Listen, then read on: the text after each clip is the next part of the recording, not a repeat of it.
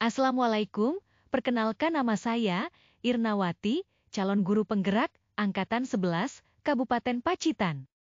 Video ini merupakan koneksi antar materi dari modul 1,1, yaitu kesimpulan dan refleksi pemikiran KSIED. Inilah pentingnya menghubungkan kesimpulan dan refleksi pemikiran Ki Hajar Dewantara dalam praktik kita sehari-hari. Dengan mengambil inspirasi dari beliau, kita tidak hanya mengajar, tetapi juga membentuk masa depan generasi kita dengan cara yang lebih bermakna dan berkelanjutan.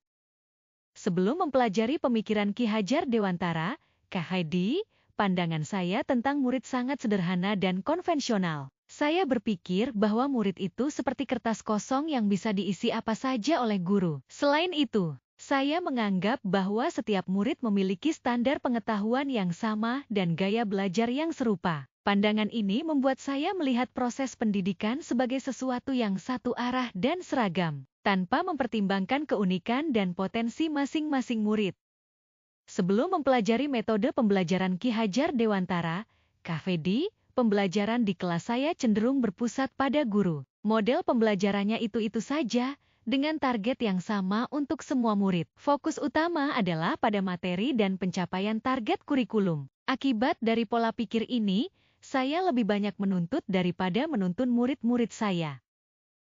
Setelah mempelajari pemikiran Ki Hajar Dewantara, KHD, pandangan, dan pendekatan saya terhadap pendidikan mengalami perubahan signifikan. Saya mulai memahami bahwa setiap murid memiliki kodrat atau potensi yang berbeda-beda, sehingga mereka harus diperlakukan secara berbeda pula.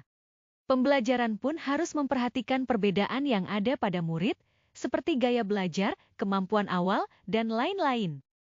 Saya juga menyadari bahwa murid bukanlah objek melainkan subjek belajar, sehingga pembelajaran harus berpusat pada murid.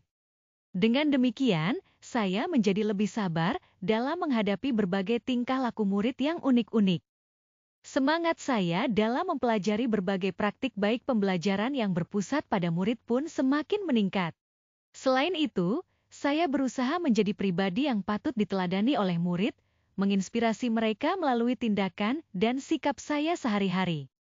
Perubahan konkret yang akan saya terapkan setelah mempelajari pemikiran Ki Hajar Dewantara adalah merancang pembelajaran yang menyenangkan dengan memanfaatkan lingkungan dan kearifan lokal sebagai sumber belajar, serta menggunakan berbagai model dan sumber pembelajaran yang inovatif. Menerapkan sistem Among dalam memperlakukan murid, di mana saya akan mengintegrasikan filosofi trilogi pendidikan KVD, Ingarso Sung Tulodo, Ing Madio Mangun Karso, Tutwuri Handayani. Menanamkan karakter pada murid dengan teladan, seperti disiplin, berpenampilan rapi, tepat waktu, serta menjaga ucapan dan perbuatan. Terlibat secara aktif dalam kegiatan sekolah seperti proyek penguatan profil pelajar Pancasila, P5, program hidup bersih dan indah, PABI, dan kegiatan lain yang mendukung pengembangan karakter dan kompetensi siswa secara holistik. Kegiatan di sekolah yang sudah saya terapkan, yaitu gelar aksi P5. Mencoba menerapkan menuntun murid, dan bukan hanya menuntut, serta menggali kearifan lokal dan membangun toleransi antar sesama. Demikian yang bisa saya paparkan. Saya mengakhiri penyampaian materi dari modul 1,1, khususnya kesimpulan dan refleksi pemikiran Ki Hajar Dewantara. Semoga kita dapat terus mengimplementasikan nilai-nilai luhur beliau dalam praktik sehari-hari, untuk menciptakan lingkungan pendidikan yang lebih inklusif, inspiratif, dan bermakna bagi semua. Terima kasih dan wassalamualaikum.